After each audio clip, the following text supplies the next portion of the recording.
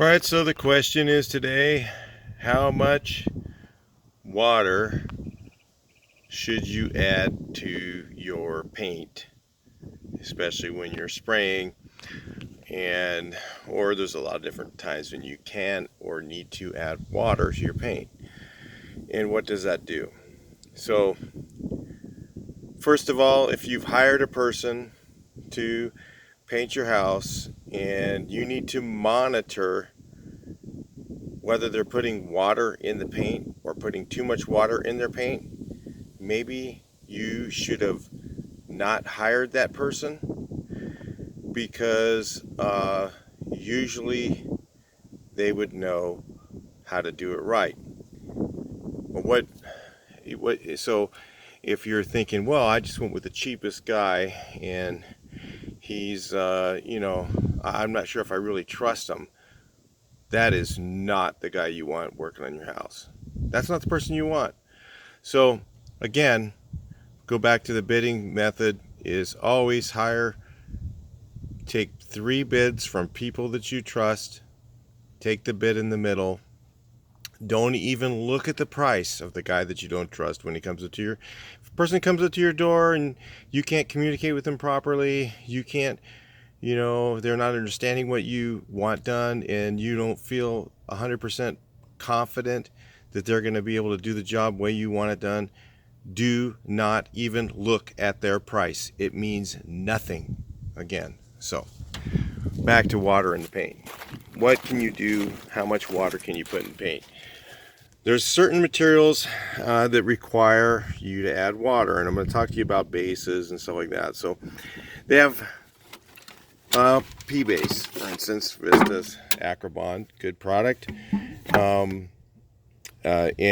it comes in a P base. Now, the P base is when they have it in a base, it's filled up to about, let's say, right here, and then they add tints, which thin the material down and bring it up to where the amount is.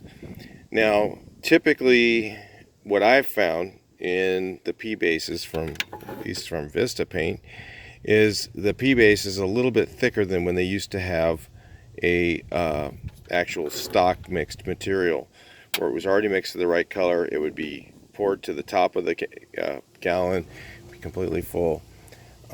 So what I found is those bases come a little bit thicker than the ones that are pre-tinted. So I found that it's okay to put a little bit of water in the material and go. Now, most of the good quality materials that are 100% acrylic, and I'm not talking about, they have 100% acrylic stuff at Home Depot. It's called like Speed Coat or something like that, or trying to think, Lowe's has one like that. It's 100% acrylic, but it doesn't have any titanium dioxide in it hardly. It's really crappy covering material, and you almost have to water them down a little bit to get them to go through your sprayer because they're so terrible, but then they give you no coverage. The cheap bad materials are still the cheap bad materials, whether you water them down or don't water them down. But most of your 100% acrylic materials, you can add up to as much as a maximum amount of a gallon of water per 5 gallons. So, and it'll still normally last pretty long. Now, where guys go, well, it's still thick and all that other stuff, and you can water down 2 gallons of water to a 5. And they say, well, then it's thin enough where it goes on nice. What happens is you add too much water to your paint and you've compromised the binder, and then the binder no longer covers the tint base, and what happens is it doesn't last as long. You find this a lot when you have major clay-based material. So Acrobond is 100% acrylic. Okay, your 100% acrylic paints, typically you can add a gallon of water to. And some of the vinyl acrylics you can do the same thing to. I'm not recommending that you do that. I'm just saying you can, and it usually won't compromise the material that much. You might lose a year or so on your paint longevity, but it is possible to add the water and not have a really badly compromised material.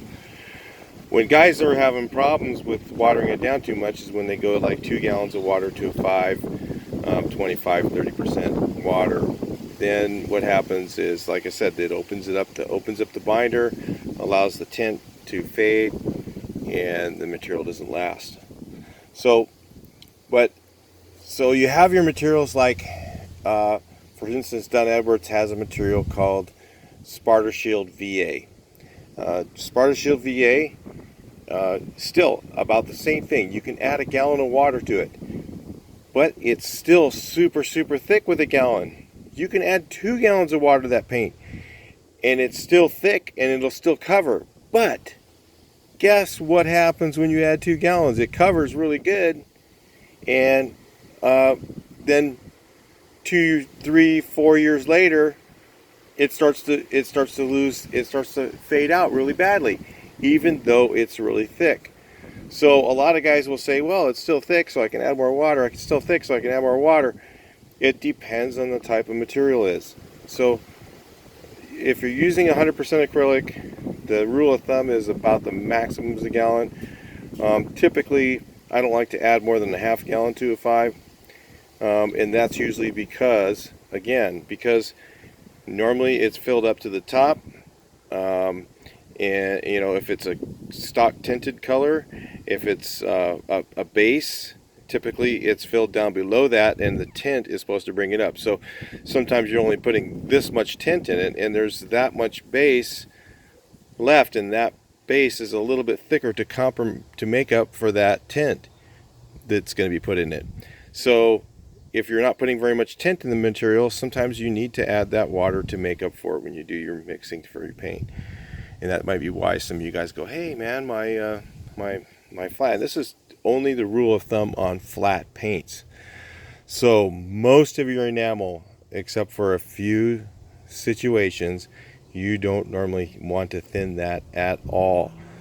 Your enamel paints, unless you're rolling and stuff like that, sometimes when you're cutting and rolling, sometimes you want to thin the material a little bit so that it leaves the brush a little bit better and slides on the wall, and instead of dragging it back off. So let's talk about that a little bit in the same video.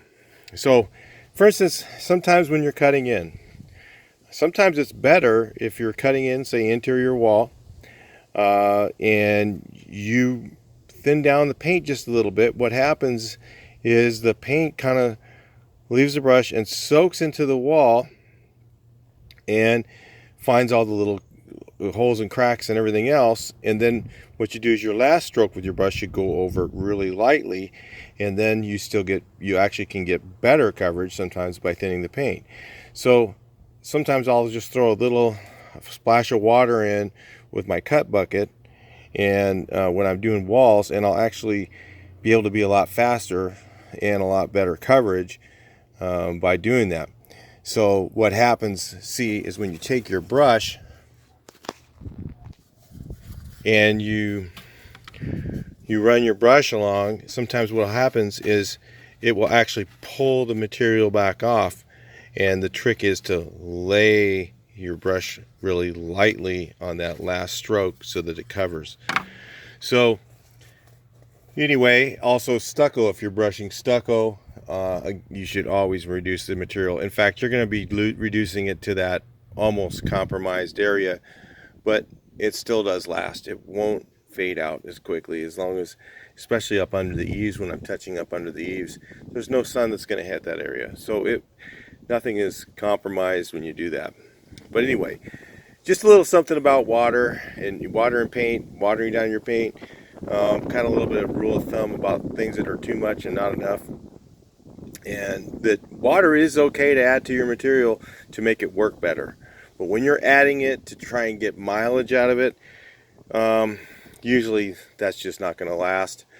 And as a homeowner, listen, if you're hiring somebody that you need to watch that how much water they're putting in the paint, you hired the wrong guy. You should be able to hand that person the keys to your house and go to work and not think about anything. If you didn't hire the guy that you can do that, you got the wrong person doing the job. You went too cheap.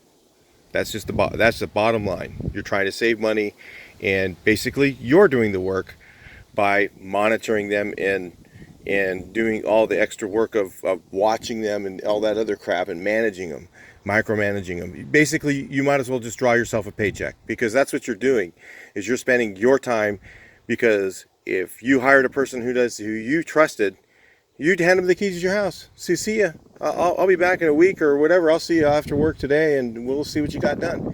And you won't be worried about it. That's how my customers are. You know, I get keys. I have multi-million-dollar homes that I have keys to their house sitting, you know, where I'm at all the time. I have them. They call me. They say, "Oh, can you go by and make it look nice again?" Sure. I'll just go over there and take care of it. Leave a bill on the table. It's done. So if that's the kind of person you want to hire. You don't want to hire some guy that you're not sure, hey man, the price was really good, but you know, I'm not really sure if he's going to do a good job, but the price was really, no, you hired the wrong guy. Just admit it. Just move on and realize that was the wrong person to have to do the job. Don't do it again. Talk to you next video. Please like, share, and subscribe.